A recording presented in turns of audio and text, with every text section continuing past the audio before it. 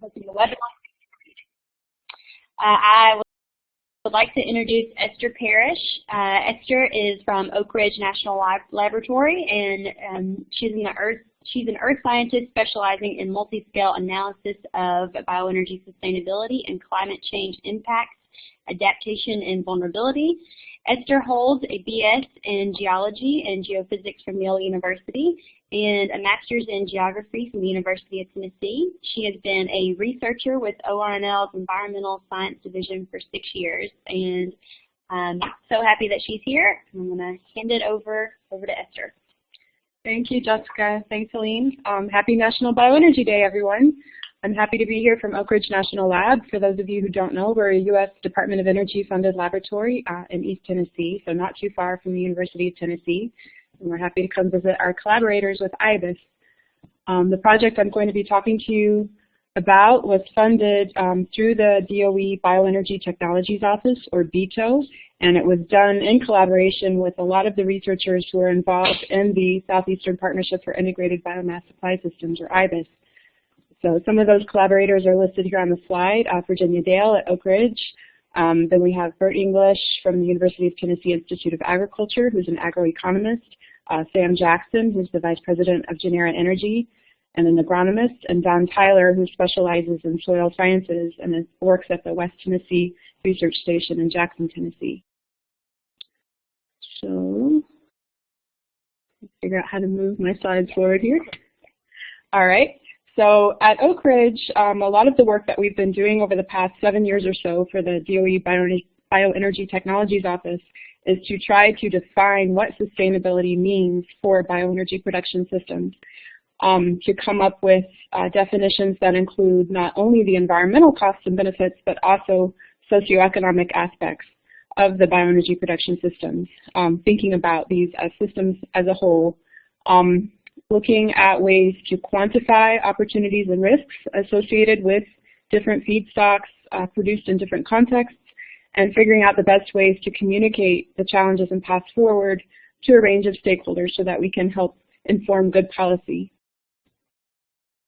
So this cartoon is just to illustrate the idea that when we're thinking about long-term sustainability, we need to balance a lot of different objectives within the bioenergy production system. For instance, some folks might be looking for high yields and high profits. Other folks might be concerned about preserving wildlife habitat, etc. And all of these different concerns must be taken into account to have a solution that's sustainable for the majority. So we've been looking at these issues for a long time. Some of our first work started about 7 years ago, where we were doing modeling analyses to try to think about how you could place a crop such as a perennial switchgrass across a watershed in a way that might help improve water quality overall, while also producing profits for farmers within that watershed. And so the paper referenced at the bottom can provide more information about some of that modeling work. And that was some of our first work looking at potential trade-offs between sustainability criteria. Concurrently with that effort, and in the years in between, we've been developing a suite of what we call sustainability indicators. And these are measurements to help us look at the bioenergy production system over time to see if the bioenergy production is causing stresses to the system or any significant changes overall to environmental or socioeconomic aspects of the system. We want indicators that are easily measured and broadly applicable, but that can also be context specific. And there are lots of groups around the world that have been developing different lists of indicators, but working with an interdisciplinary team at Oak Ridge National Lab and having lots of workshops with different types of stakeholders, we tried to narrow down a list to a set of indicators that we felt would cover a wide range of aspects of the system, but be more manageable and cost-effective. So the 35 indicators that we are promoting can be organized into 12 different categories. You can see here in the green flower, we have 6 environmental categories related to greenhouse gas emissions, soil quality, water quality and quantity, air quality, biological diversity, and productivity or yield. We also have 6 categories of indicators related to socioeconomic sustainability, which are shown in the blue flower. Those are related to social well-being, external trade opportunities, energy security, profitability, resource conservation, and social acceptability. And bear in mind that even though these indicators were designed to be generally applicable, we know that the interpretations and the actual measurements taken will all be context-specific based on the geographic location, the type of feedstock, and supply chain aspects. So there's a paper referenced at the bottom that goes into more detail about that. And all of the papers that I'm indicating can be found on our CB's website, and I'll provide you with another link to that at the end of the presentation. So this slide just details the environmental sustainability indicators that Oak Ridge National Lab is promoting, and these have been adopted by the DOE Department of Energy, or the DOE Bioenergy Technologies Office, or BETO. So it's showing that within the 6 categories of environmental indicators, we have a range of specific measurements that we would like different groups across the country, across the world even, to take as they're analyzing actual in situ bioenergy systems, and we have recommended units associated with those. And this next slide shows the individual socioeconomic sustainability indicators that we're promoting. You can see some that are shaded in blue. Those are considered, by the team that developed this list, those are considered the ones that are most practical at this point in time, but ultimately all of these indicators would be helpful. So our overall approach in thinking about assessing bioenergy sustainability is to start with this list of indicators that we've published and that have been generally accepted now, to think about how you establish baselines and targets for the individual indicators within different bioenergy production systems, to look at evaluating those indicators over time to find trends and potential trade-offs between different aspects of sustainability, and then to take the information gained through looking at individual case studies and try to develop and test best practices that could be generally applicable to different bioenergy feedstocks across different locations. And we see this as an iterative process. Gaining knowledge along the way will help inform the entire process. So recently we completed our first case study application of the suite of indicators looking at a cellulosic biofuel production system here in East Tennessee. So I'd like to tell you about that. Tennessee is found in the southeastern United States, and you can see that there was a biorefinery, a cellulosic biorefinery set up in Bonor, Tennessee, and switchgrass was obtained for that facility from about 10 counties within an hour's drive of the facility. This experiment was conducted over about a 5-year period, starting around 2007, 2008. You can see a map on the left from the Knoxville newspaper that shows how many contracts were awarded to farmers to grow switchgrass within each of the surrounding counties and the total acreage involved. Overall, there are about 2,500 acres of switchgrass, 5,000 acres of switchgrass at the peak of this experiment in around 2010. We also, while the farmers were planting the switchgrass, which takes about 3 years to produce a full yield, a demonstration scale cellulosic biorefinery was being constructed, and that is operational at this time. So there were a lot of researchers who had been gathering different forms of data. So even though we polled researchers across the country, across the world, we found that the most variety of information about the different 35 indicators that we wanted was actually found in this local experiment. We wanted to see how you could connect the science of sustainability with this actual experiment that was being deployed. We wanted to know if it was possible to gather the 35 recommended indicators and how it would look to integrate those, especially since they're taken across different spatial and temporal scales. And we wondered if some of the indicators might be more influential than others within this context. So for this analysis, we decided to look at the first steps of the biofuel supply chain. This figure is showing how the 12 categories of indicators apply across the entire biofuel supply chain, but we were just looking at the feedstock production and feedstock logistics steps of this supply chain. So anything from where the switchgrass was produced in the field up to the biorefinery gate, and that does include indicators from all 12 categories. We decided to use what we call a multi-attribute decision support system with using DEXI software to aggregate these indicators. And so in order to do this aggregation, you could only have, and keep the system stable, you could only have 3 indicators at each level of the hierarchy. So first we had to do some thinking about how we would aggregate these indicators, and this schematic shows the scheme we came up with, which would be generally applicable to other sites as well.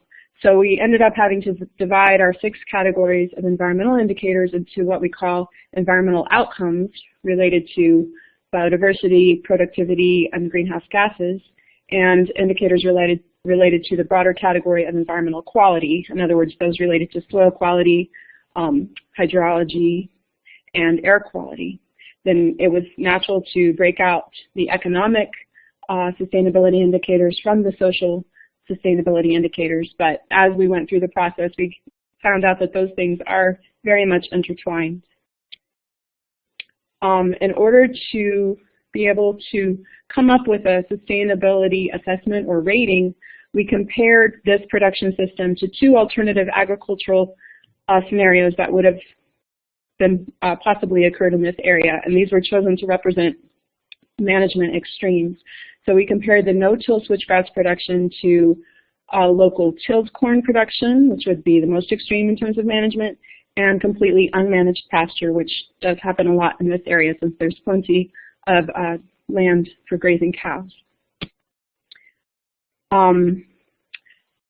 So just to back up a second. So all of these assumptions listed here went into the scenario analysis that I'm showing you. We talked to lots of researchers from the University of Tennessee, many of whom had data that haven't been published yet. We gathered published literature from other parts of the country where they've looked at switchgrass production. We also, using the co-authors, we sat around and had roundtable discussions following on individual discussions to try to come up with qualitative ratings for each of the 35 indicators.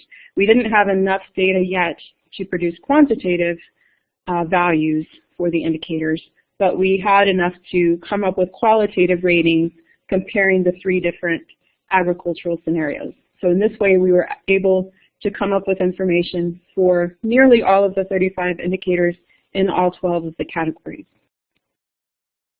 So this is a very complicated figure, but this is just to show how the results can be aggregated within the software that we use, the DEXI software.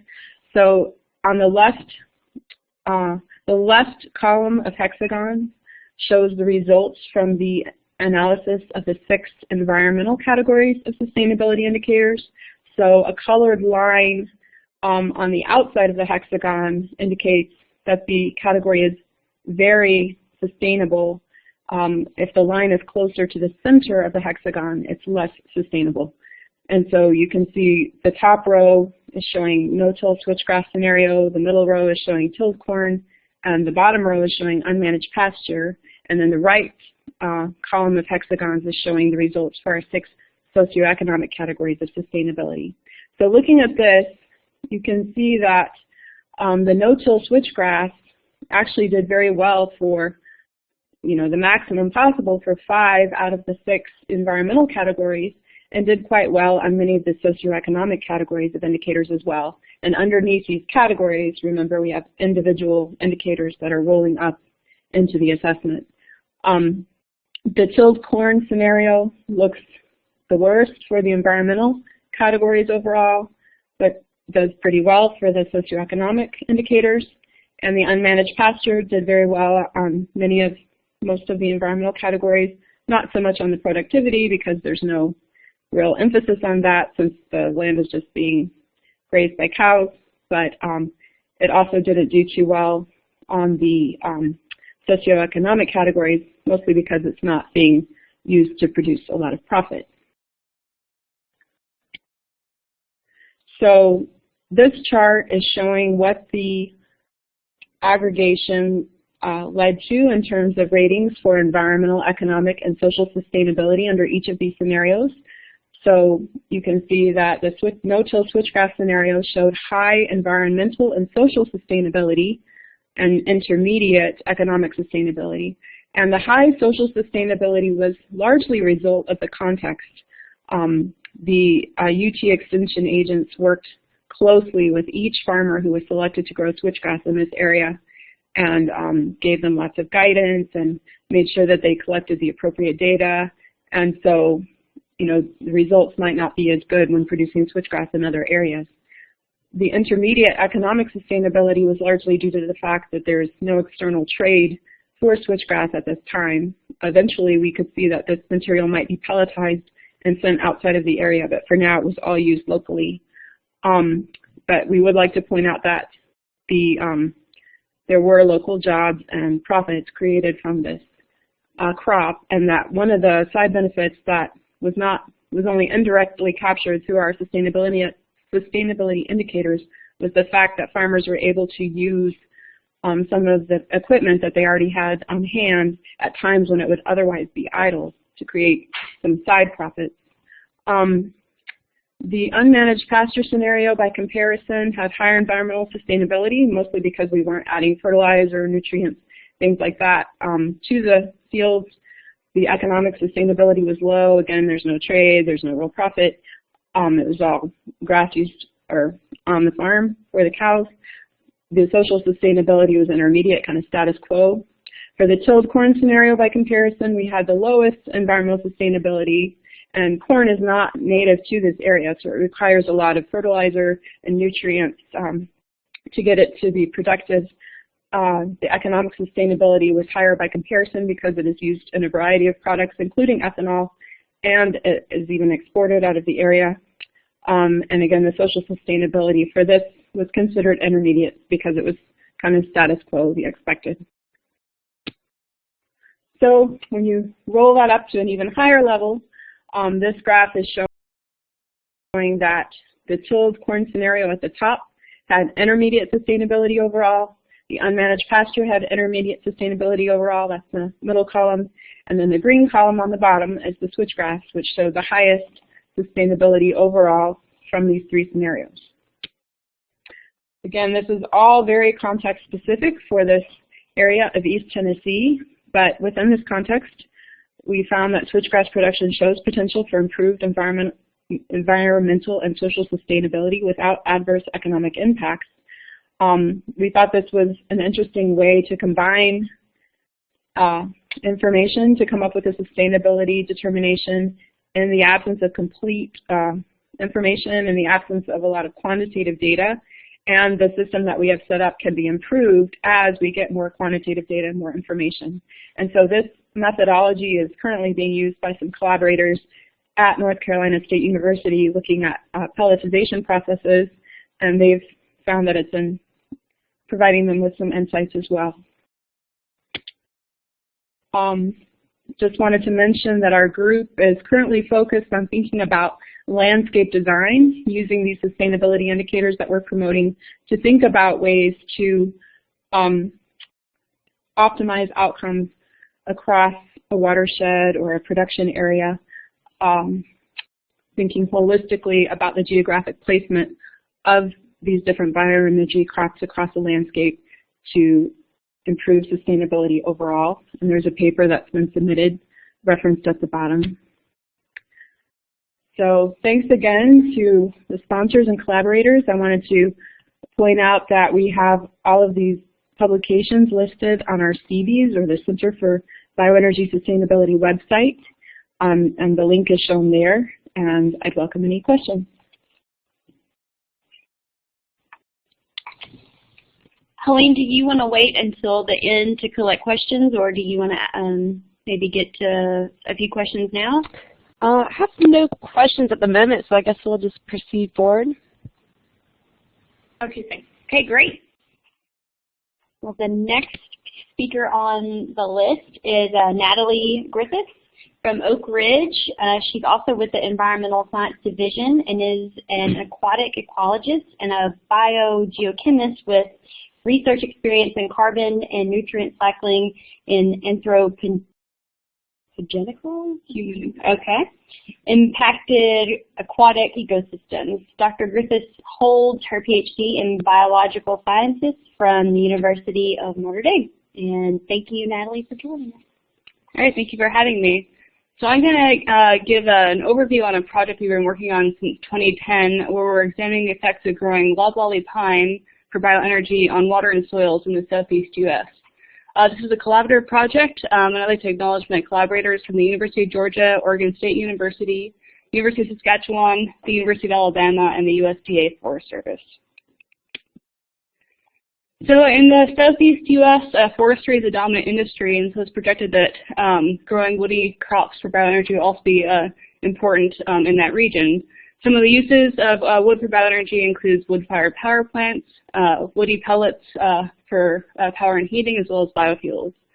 And so for forest management for bioenergy, the differences between saw timber, which is dominant in the southeast, is a shorter rotation for bioenergy, so about 8 to 12 years from planting to harvest versus about 25 to 30 for saw timber. This also involves some fertilizer and herbicide applications throughout the cycle. And so it's important to understand the environmental effects of this forest management for short rotation woody crops. And so that's the objective of our research project, is to address this question: what are the effects of growing loblolly pine for bioenergy on water and soils in the southeast U.S.? And so we're using two approaches to address this question. The first is we're using a watershed scale experiment. So we're actually growing pine for bioenergy in a watershed scale and measuring the effect on various sustainability indicators, many of which that Esther had just spoken about. And then we're also at the same time developing a watershed model, so using the data we're collecting in the field and then developing a watershed model to upscale the results both spatially and temporally. So for our watershed experiment, we're working in the upper coastal plain of South Carolina on the Department of Energy's Savannah River site. And you can see the map in the lower left corner. And we have 3 highly instrumented watersheds at the DOE Savannah River site. And so highly instrumented meaning that we have multiple groundwater wells throughout the 3 watersheds. You can see those watersheds outlined in white there. So groundwater wells to look at water level changes, as well as sampling those for water quality. We have 3 flumes, one at the outlet of each of our study watersheds to measure stream flow as well as the chemistry of that stream water, as well as an upstream sampling site. We also have interflow trenches. These measure flowing water through the soil, which we could look at flowing water in the soils as well as the water quality of that water. We have precipitation collectors as well as collectors to look at the chemistry of that water coming in to the watersheds. Riparian piezometers, these are wells that are located right beside the stream, so in the riparian areas to look at the groundwater there. We also have an eddy flux tower, which I'll describe in later slides, and this is to look at water use. So water fluxes and water use by the loblolly pine as they're growing. And then we also have a variety of soil quality plots throughout the watersheds. And so, again, we have these 3 watersheds, and one is our control watershed. So it's in a sort of reference forest. It's about a 30, 40-year-old loblolly pine, minimally managed. And then we also have 2 treatment watersheds where on about 40% of the watersheds we're actually growing the pine. And you can see those in the yellow hatched areas. And I'll describe that in more detail here. So our experimental timeline, again, we started this project in 2010, where we have 3 study watersheds. You can see a photo in the upper left corner. That's what our reference watershed looked like. And all 3 watersheds were in that state for 2 years. So measured the baseline conditions for 2 years. And then in 2012, we harvested about 40% of the 2 treatment watersheds, leaving the 3rd control watershed in its current state. And then a year later, we planted the loblolly pine seedlings. And you can see a photo of those seedlings 2.5 years later that was just taken last week. And then throughout the period, as these pine trees are growing, we applied herbicide and fertilizer applications. You can see it H's and F's on the timeline there. And so we're about 2.5 years into the pine trees and their growth, and we'll continue the study until about 2018, which is about halfway through the rotation. And so we're also applying current forestry best management practices on the field as we're doing this study to examine whether these current BMPs will protect water resources. Some of these BMPs, they include minimizing bare ground and soil compaction, keeping an intact riparian buffer, so about 50 feet on either side of a stream or a wetland. And you can see in that photo the riparian buffer or stream side management zones that we have in place. Just a couple of pictures of what these sites look like. So this is our reference or control watershed. So these are planted old fields in pine and some hardwoods. They're minimally managed by the U.S. Forest Service. This is in the upper coastal plain of South Carolina, again, so very low gradient flat watersheds. And the soils are mainly sandy soils over a clay layer. As you move closer to the stream, this is what the streams look like. These are, again, low gradient, so flat systems, dense hardwood vegetation in the riparian zone, organic rich soils, and these streams flow intermittently, so they don't flow all year long. They're also black water systems, meaning they have high dissolved organic matter concentrations. So the detailed research questions that I wanted to discuss today, based on what we've found so far in our study, first we're going to talk about the hydrology of these systems. So the questions we're addressing: what are the dominant water flow paths, and how and when are hill slopes connected to the stream?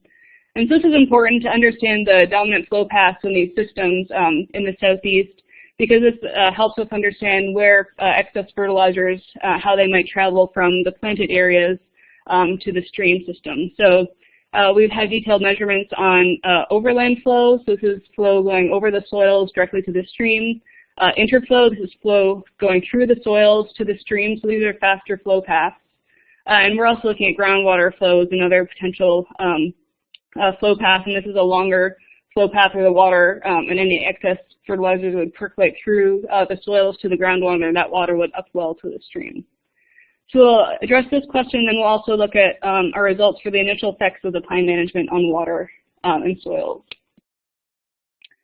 And so first for the flow paths, so overland flow would be a potential quick source of moving water and excess nutrients from the fields to the streams.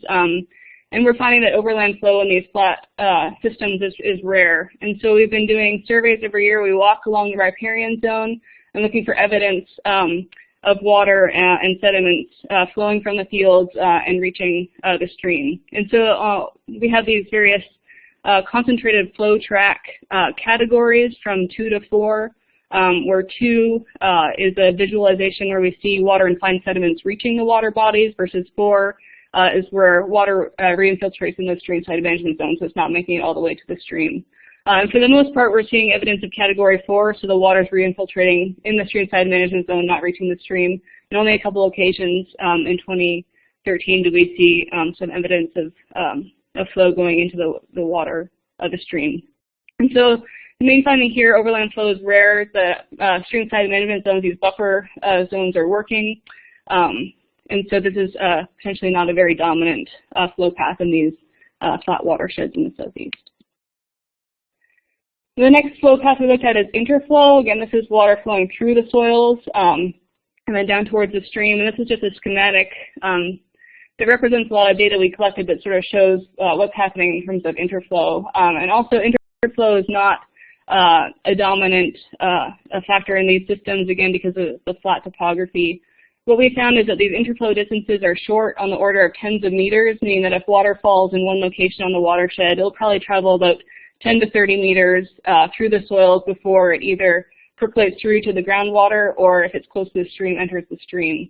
So that means that it's only sort of this 10 to 30 or so meter area from the stream going upslope where we have interflow contributing to stream flow. And so this suggests, as well as some other measurements we have, that the most dominant flow path in these watersheds is a groundwater flow path. And so that means that any excess fertilizers may also enter the groundwater and then eventually the stream via this flow path. And so this is actually what we're finding in terms of our water quality results. So this plotted here are nitrate concentrations in the groundwater over time. The 3 colors represent, so the gray is our reference or unmanipulated control watershed. and then the blue and the red are the nitrate concentrations in the 2 treatment watersheds. And then the vertical bars, the orange, yellow, those are the various silviculture practices that have happened over time. So we see harvest, site preparation, herbicide, fertilizers, et cetera, through time. And so what we're seeing is an increase in the nitrate concentrations in the groundwater in the 2 treatment watersheds, but we're not seeing that same increase in the reference watershed. So it suggests that nitrate uptake is inefficient by the pine trees in the early growth phases, and this is resulting in nitrate leaching into the groundwater. But I'll note that the concentrations are less than 2 milligrams of N per liter. The drinking water limit is 10 milligrams of N per liter, so we're below that threshold. We're also measuring other water quality parameters, including ammonium and phosphorus concentrations. Those are all low and similar in all 3 watersheds. We also periodically measure the herbicides and pesticides that are applied, and those have been below detection. So we're seeing the elevated nitrate concentrations in the groundwater, but it's not reaching the stream water as of yet that we've seen. And so this is, again, similar plots to the previous. The top is the riparian groundwater nitrate concentrations, and then the bottom is the stream water nitrate concentrations. And for the most part, concentrations are very low. We see a couple peaks in nitrate concentrations, but we also see those in the reference watershed. You can see we had a period in 2012 when all 3 streams dried up, and then after those streams were wetted, we saw an increase in nitrate concentrations. This was a flushing mechanism where there was no stream flow and the nitrate built up and then got flushed to the stream once flow resumed. But we saw peaks in nitrate in both the treatment and the reference watershed after that event. And so to date, the elevated nitrate in groundwater has not reached the riparian areas of the stream yet, or it's been taken up or transformed along the flow path. And so we're continuing to measure both the groundwater and the stream water for nutrient chemistry. The other aspect I want to talk to you about is the soil quality work we've been doing at the site. So we're also measuring the effect of growing pine on soil quality, and we're doing this within the watersheds but at a plot scale. And so this allows us to actually change the levels of fertilizers and herbicides that are applied on the field and look how that and see how that affects the soil quality and productivity. And so we have 5 fertilizer herbicide treatments. Those are shown in the bottom left corner. We have one treatment where we have the pine planted, but we're not applying any fertilizers or herbicides. The second treatment, we are applying herbicides at the same levels we're doing at the watershed scale, but no fertilizers. Treatment 3, we're applying half the amount of fertilizer and the regular amount of herbicides. The 4th treatment is the same as what's occurring at the watershed scale. And then the 5th treatment is the same as well, but a higher density of the trees. And so we have those 5 treatments replicated 4 times within each of the 2 treatment watersheds. We also have 4 reference plots in the control watershed where we're looking at the same parameters, which include soil nutrients, nitrogen mineralization rates, nitrification rates, nitrate leaching, and pine growth and mortality. And so we are measuring a lot of things in this plot scale experiment. I wanted to highlight just a couple of the results to date. On the productivity side, what we're finding is that the herbicide is effective at increasing the pine growth rates after 2 years. However, we're finding that the competing vegetation uses about 10 times more nitrogen than the loblolly pine, even when we have herbicide applications. In terms of the soil quality, the one that we're highlighting here is the nitrate leaching rates. And so on the plot is nitrate leaching in 2013 and 2014, with the bars ordered in terms of increasing fertilizer amounts. And so in the very last bar is actually the reference watersheds, but the 5 to the left of that are in increasing fertilizer applications.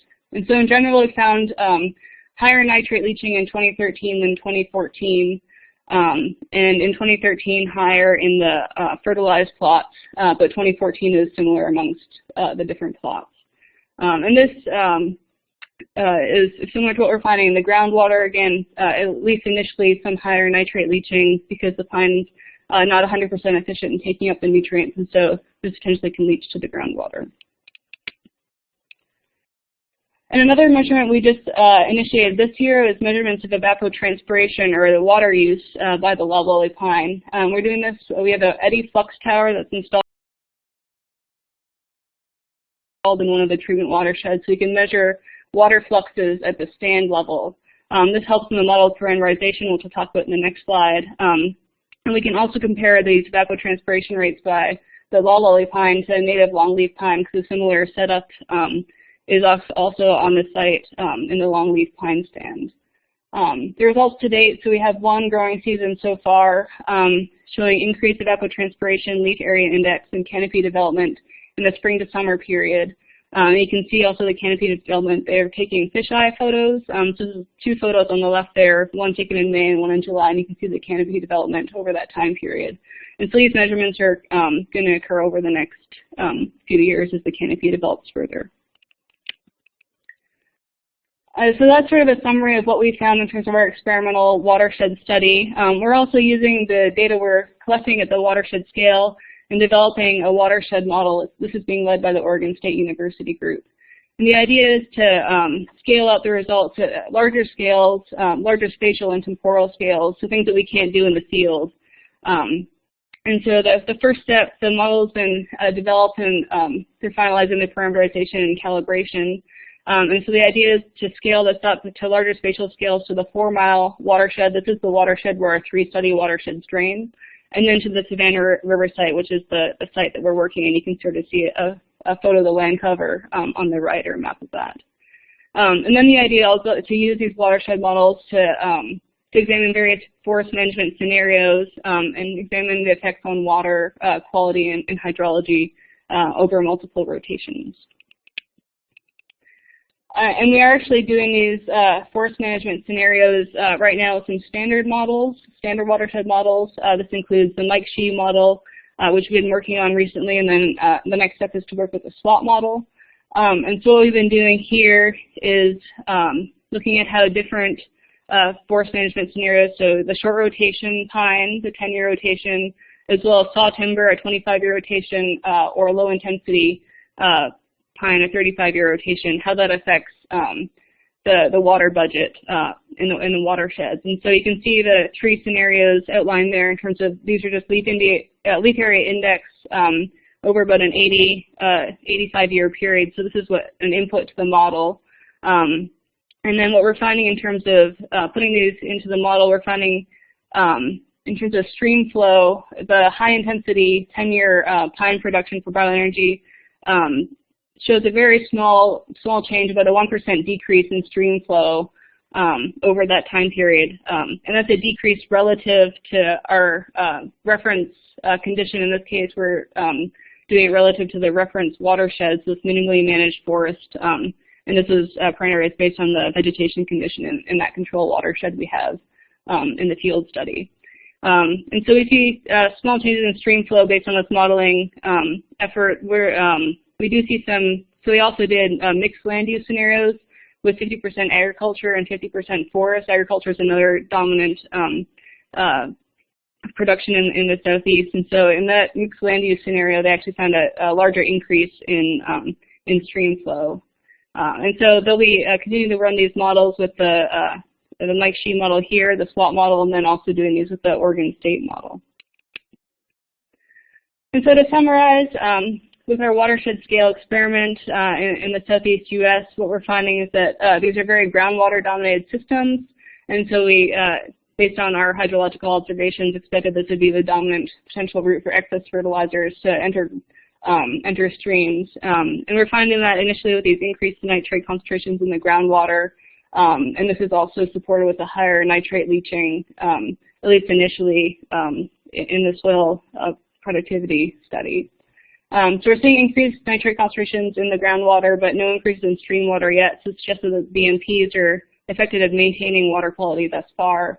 And then we're also continuing these measurements through 2018, and at the same time developing this watershed scale model to use to upscale our results both at larger spatial and temporal scales. And for that, I'd like to acknowledge our field and lab help, and also funding from the Department of Energy's Bioenergy Technologies Office.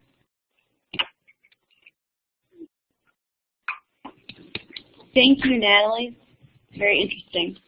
So our next speaker and our final speaker of the day is Natalie Jaegar, also from Oak Ridge National Laboratory's Environmental Sciences Division. Yetta is a theoretical ecologist whose research focuses on understanding effects of renewable energy activities and ecological communities in order to identify management solutions that increase energy and benefit ecosystems.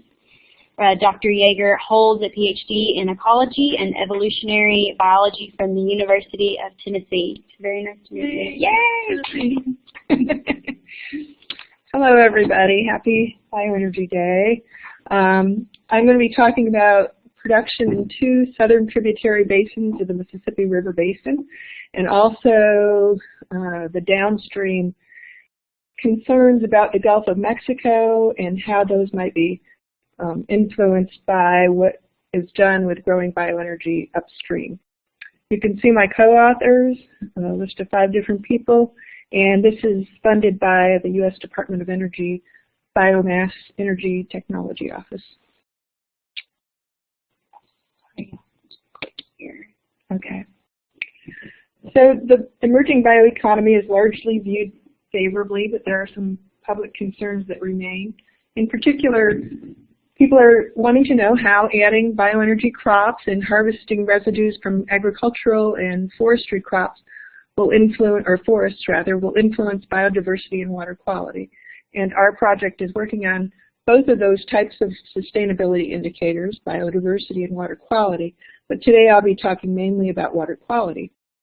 So our main project effort has been using the SWOT modeling approach at a large regional scale for tributary river basins of the Mississippi River Basin, and we've combined that with economic future projections for changes in land use and management related to bioenergy and other crops, and use that to project future water quality.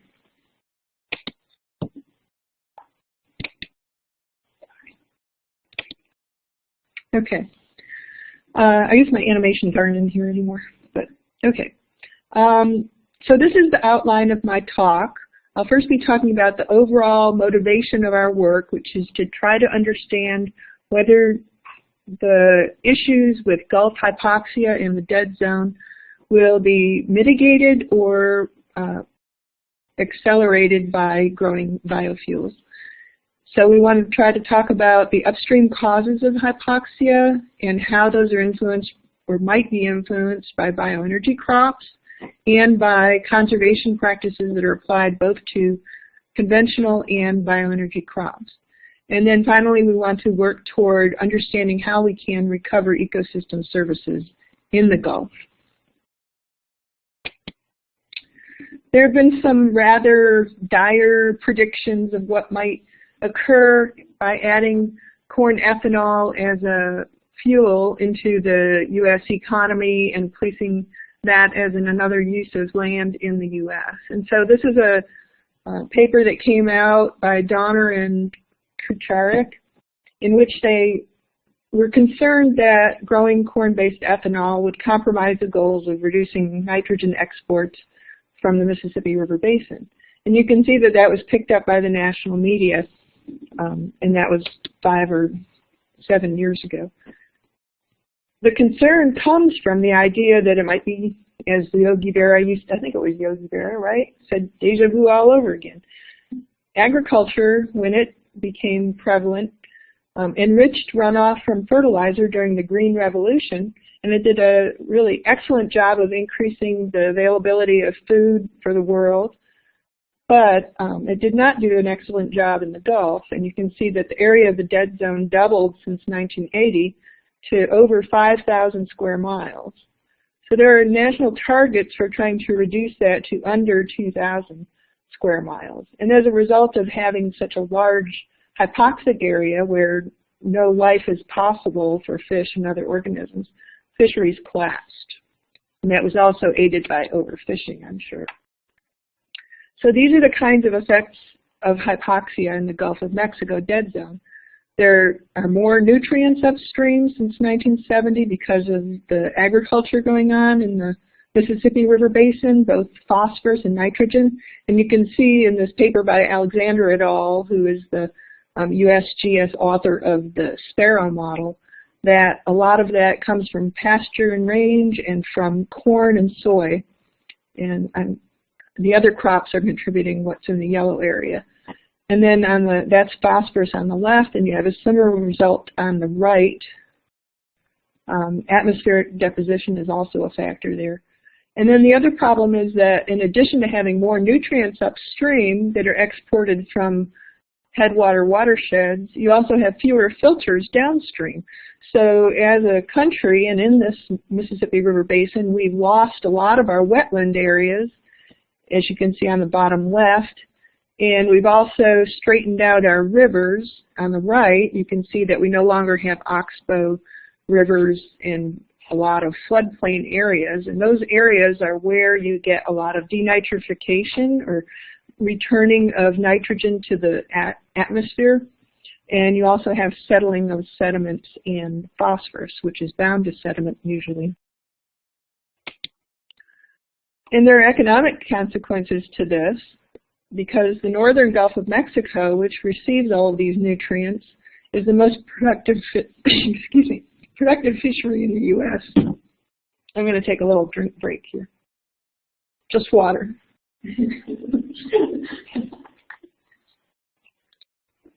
Is the most productive fishery in the U.S. with over 60% of the country's landings.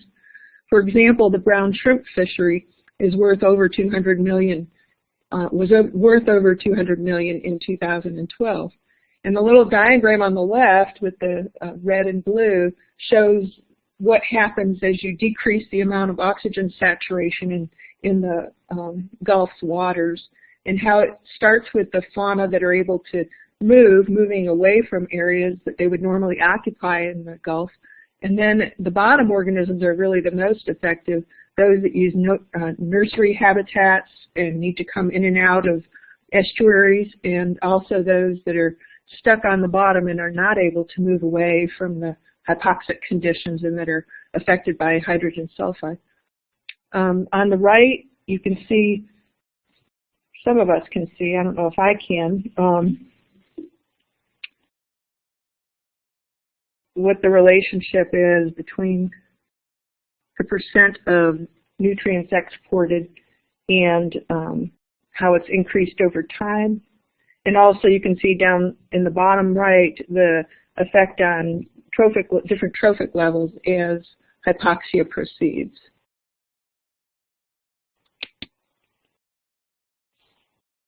So there are some upstream solutions that have been suggested. The EPA's hypoxia task force included states throughout the Mississippi River Basin and the Apalachicola. About half of these states have set nutrient standards. Unfortunately, Tennessee is not one of them. Some states, such as Iowa, have implemented fairly stringent nutrient reduction goals, and they're really trying to do a good job of reducing the amount of nutrients that are exported from those states. And how they're going to do that includes implementing and providing incentives for using conservation practices. And one of the most important things that has not really received enough attention is the widespread use of tile drains, which is why we lost a lot of wetlands.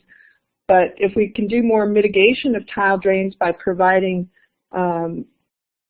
biofilters that will remove nutrients before the water gets into the drains, reducing the spacing, not using the drains in areas that are a little bit higher slope, for example, between 1 and 2 degree slope, and also restoring wetland and other depositional areas where we can capture nutrients and sediments, and finally the use of cover crops. Is there a way to go backwards? Oh, yeah. Okay, so I meant to mention on the right that you can see a little diagram of a restored oxbow where the nutrients are very high coming into the oxbow, but then there's deposition as you go through and removal of nitrate because of denitrification. Okay, I think this is the one I was, am I going the wrong way? Yeah, going the wrong way. Oh, okay, I didn't know I was, sorry, operator error here.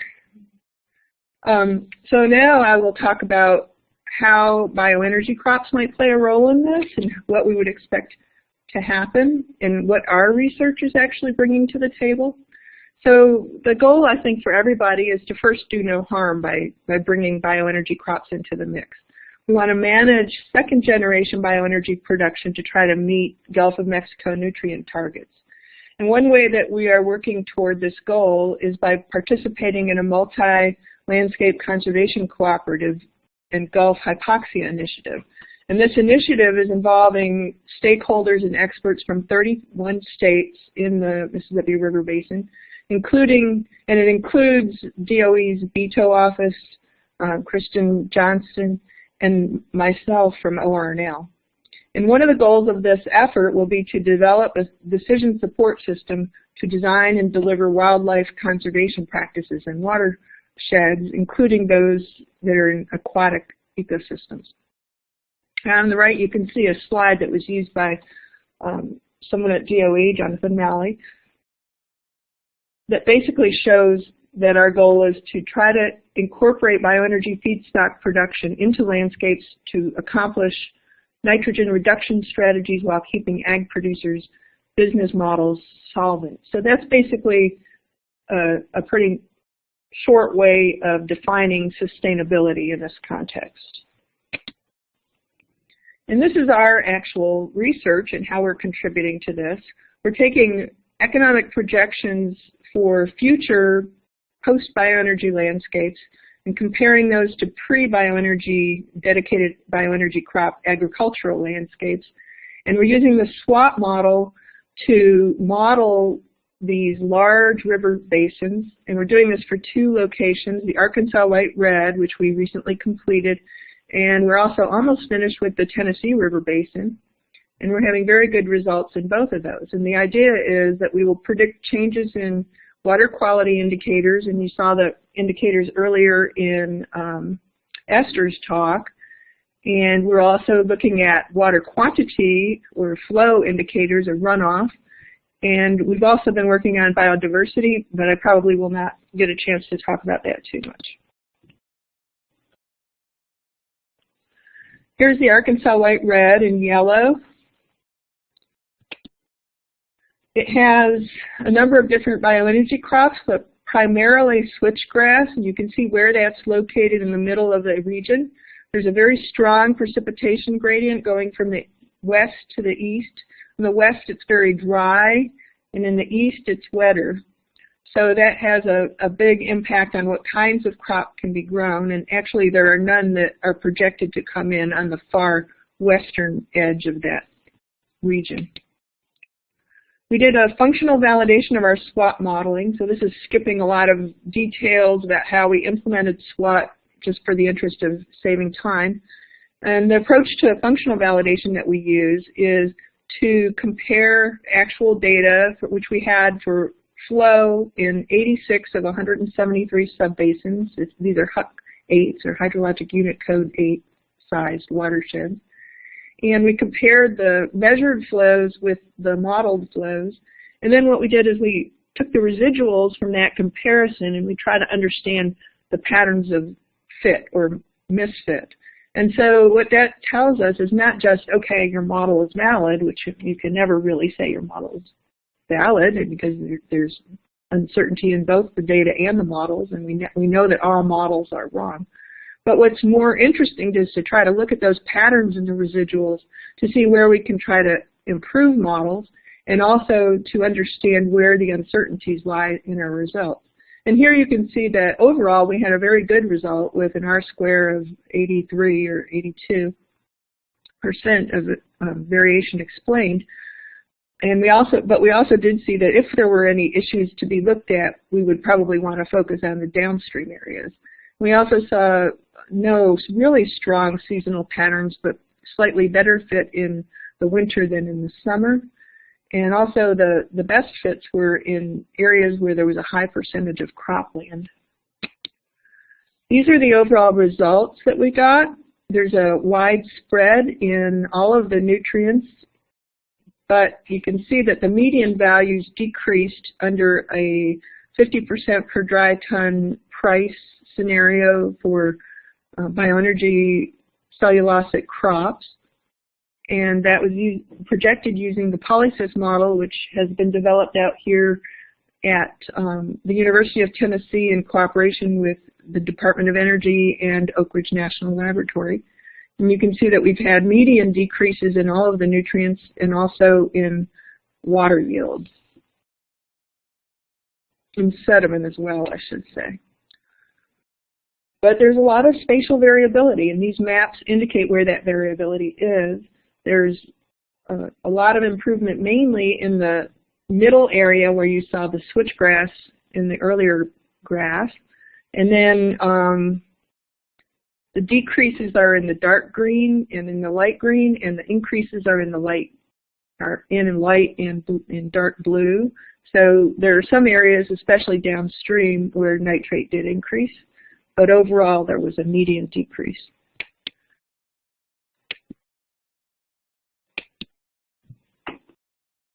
So let's move on to the Tennessee River Basin, which is shown here in blue. And we did the same kind of thing using functional validation of runoff and water quality. In this case, we compared against empirically fitted LODEST and SPARROW estimates that were fitted to empirical data by the USGS for our comparison. And we worked with the Tennessee Valley Authority to implement 23 different reservoirs. So this was a very ambitious effort to incorporate the realistic, on-the-ground hydrologic situation here in Tennessee, which is a highly regulated system.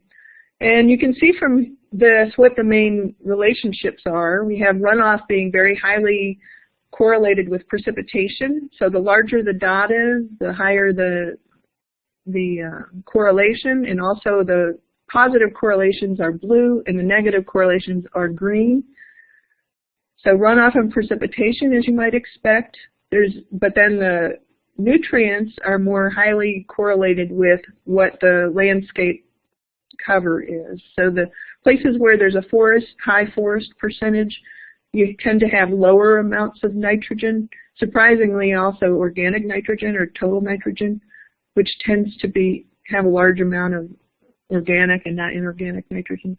And there's also a positive relation with hay fractions and crop fractions in the watershed, as you might expect, because these are fertilized. And we're not seeing those relationships with SWAT for phosphorus, whereas in the empirical data, we see a stronger relationships for phosphorus, but the nitrogen relationships are very similar. And these are the preliminary results, and I can promise you that these will change because we are still working on this, but the preliminary results show pretty large decreases in nitrate and also total nitrogen, and smaller decreases in phosphorus and sediment. I think there was a slight increase in the concentration of sediment, but overall there's not much change. And again, there's a lot of variability. And here are the spatial results. You can see that the green areas are where there were significant decreases, not significant statistically, but just large decreases. And you can see that there are still areas where there are increases, especially it looks like in the northeast for sediment. And there were really not many changes in terms of the actual water yield, which is a difference from in the Arkansas white red. So now let's talk about conservation practices and how those can be applied with growing bioenergy crops to improve the results that we're seeing here, which were not bad to begin with. What we're doing as part of a billion-ton update is to evaluate all possible combinations of a number of different management practices, including tillage where we have both a no-till and a till scenario for each of our crops, different amounts of fertilizer being applied, combining winter wheat in particular with a cover crop, using different levels of stover removal, and most importantly, perhaps, am I running out of time? Okay. And finally, and perhaps most importantly, mitigating tile drainage by reducing the amount of land and the slopes at which tile drainage is installed, or possibly plugging tile drains that are already existing, since it's not so easy to remove them. So we simulated all possible combinations in the Arkansas White Red, and we looked at different indicators of water quality and quantity, including those listed there on the bottom, and in addition to that, productivity. And our goal is to look for conservation practices and allocate them spatially such that we minimize any trade-offs between yields and water quality. And instead of us going in and saying, oh, you want a balanced solution, this is the kind of scenario you should do, and farmers, this is what you need to be using as your practices, we are developing, or I shouldn't say me, or we, Michael Hilliard has developed a Tableau visualization tool that allows stakeholders to use slide bars to say this is an acceptable level of nitrate export as a loading from our farms. And when you set that, you can see what the effect of that is on the different solutions, or in other words, what the suite of conservation practices are that will lead you to that result. And you can also look at how it impacts the switchgrass yields. So we think this will be a really great thing for people to be able to use to look at the effects of what they choose. So just to give a quick summary of what I've said and where we're going with this, we found that second-generation perennial crops improved water quality in 2 southeast river basins. I guess the Arkansas White Red counts as southeast, I'm not sure. But again, we're going to repeat or redo our results for the Tennessee River Basin. We will combine our results with those of Argonne National Lab for other basins like the Upper Mississippi and the Missouri Basin, so that we have all of the nutrient exports going into the lower Mississippi and into the Gulf of Mexico. And with that information, we'll use relationships such as those that you can see on the right to project changes in nutrient inputs to changes in the size of the dead zone in the Gulf of Mexico. And then something I'm very interested in is trying to quantify the economic gains or losses to fisheries in the Gulf as a result of that reduction or increase. And I want to conclude with just a little bit of local history. I'm not sure where all the people that are watching this webinar are, but you might be interested to know that we live close to the moonshine capital in Cosby, Tennessee, which is a preliminary early use of corn ethanol. I think it's ethanol, isn't it, essentially? Okay. And you can see, as this is near Halloween, a representation of some bootleggers on the right and one guy that had a little bit too much on the left. These are some references to our work in the Arkansas White Red, and we're about to submit our first paper on the Tennessee River results for the calibration. And this is what I believe is near a switchgrass field on North Shore Drive. That was one of the, oh shoot. I lost one of my slides. Oh, yeah, I moved your contact information to the end, so I think you're looking for your thank you slide. Sorry about that. I had a picture of a deer that was that I've been driving past these switchgrass fields on North Shore Drive on the way to work for quite a while, and one day in July, I think it was, I saw 2 little fawns that their mother had put them under the switchgrass, and they were there. Looked like they were trapped between a fence and the switchgrass. And I got a picture of one of them, and then a few months later, I came back and got a picture of one of the fawns when it had grown up. And so I wanted to show that to you. But oh well. And in the background, you can see all that.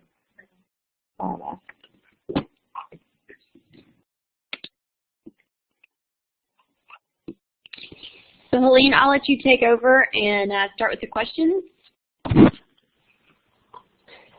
right, thank you. Actually, image that you had on that slide, I'm sorry for removing it. It's actually available on the portal page under the PDF document. So if anyone's interested, that's where you can locate that. For questions in the discussion part, we actually do have 7 minutes here to cover some ground. One of the questions was, and by the way, thank you all the speakers. What great research you're doing. And I was kind of thinking this myself. You know, there's a lot of results, and from your research, and I guess one of the goals is to apply it. Either into policy or to create new policies, or maybe figure out what the pricing is for economic reasons. And I guess maybe each speaker could maybe comment on what they think, how their research is going to help the bioenergy economy. And kind of, I was thinking of an example. Maybe it would help to maybe compensate landowners if they start removing nitrogen. Maybe they could, receive some income from that, or just kind of like along that lines. If each speaker wouldn't mind commenting on how they think their research will actually apply in the, the real world, and how it'll help this bioenergy industry.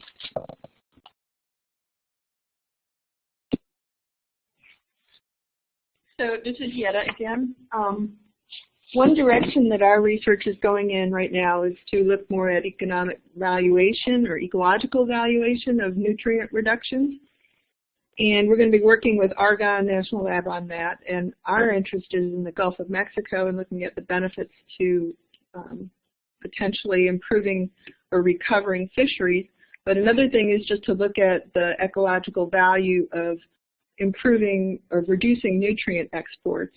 And that could potentially be translated into policies that would encourage practices, conservation practices that reduce nutrient exports. And that's being studied at a field scale by Christina Negri at Argonne. And we'll be working on trying to scale that up to the entire river basin. So that would be giving DOE and perhaps people interested in the Farm Bill some information on what kinds of incentives would be needed, or what quantities and amounts would be needed by farmers in order to offset the potential losses they would have economically by switching crops to those that would be less likely to result in nutrient exports.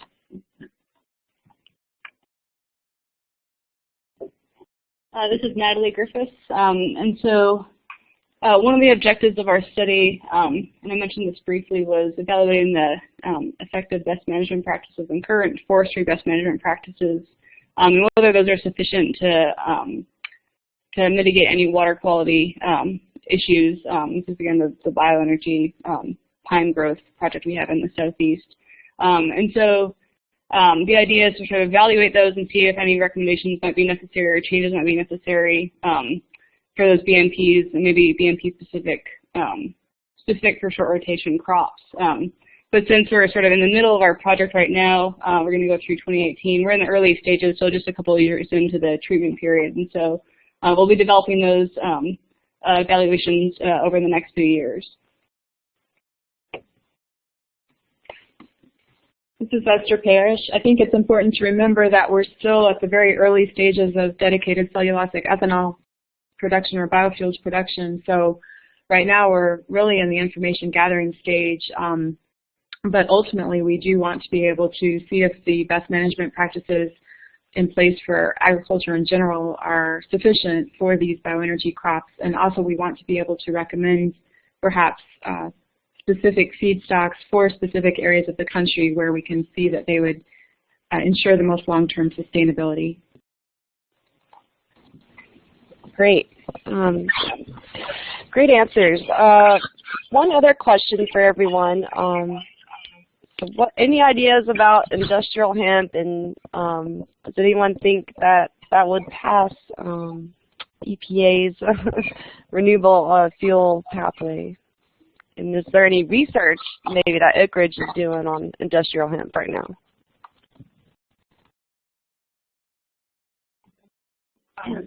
This is Esther Parrish. I have not heard of any Oak Ridge researchers working on hemp. Do any of you have any familiarity with that? There was something on the news recently. Yeah, this is the UT, or Spatial, Kentucky University. National program. LSU is moving into hemp in Mississippi. I'm not sure if someone's talking. I'm unable to hear whoever's speaking. Yeah. So Tim chimed in that some folks at Kentucky and Mississippi and also LSU are doing work on industrial hemp, but as far as we know, ORNL and UT are not.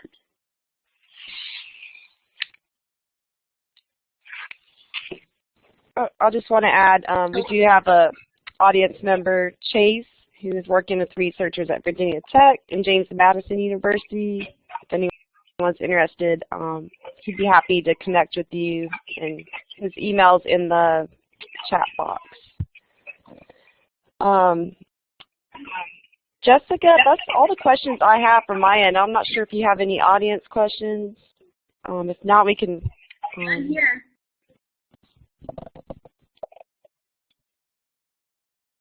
There aren't any here, so thank you, Helene. And okay, I'm sorry. Okay, I'll go ahead and conclude then, and give everyone the link. Thanks to all the speakers. I did create this end slide page for folks to contact them if they have any questions that they want to know a little bit more about. Thank you everyone for participating in the Bioenergy Day webinar series. This is the third one we've had this week, and it'll be our final one. There's actually another one tomorrow from our northeastern friends. The flyers on the portal page if you want to look into that further. And I'm looking for the link right now for everyone with the CEU credits. And I will just end with that. And Jessica, do you want to do closing remarks? Just thanks everybody for participating and the speakers, and very happy National Bioenergy Day. Thanks, great, thank you.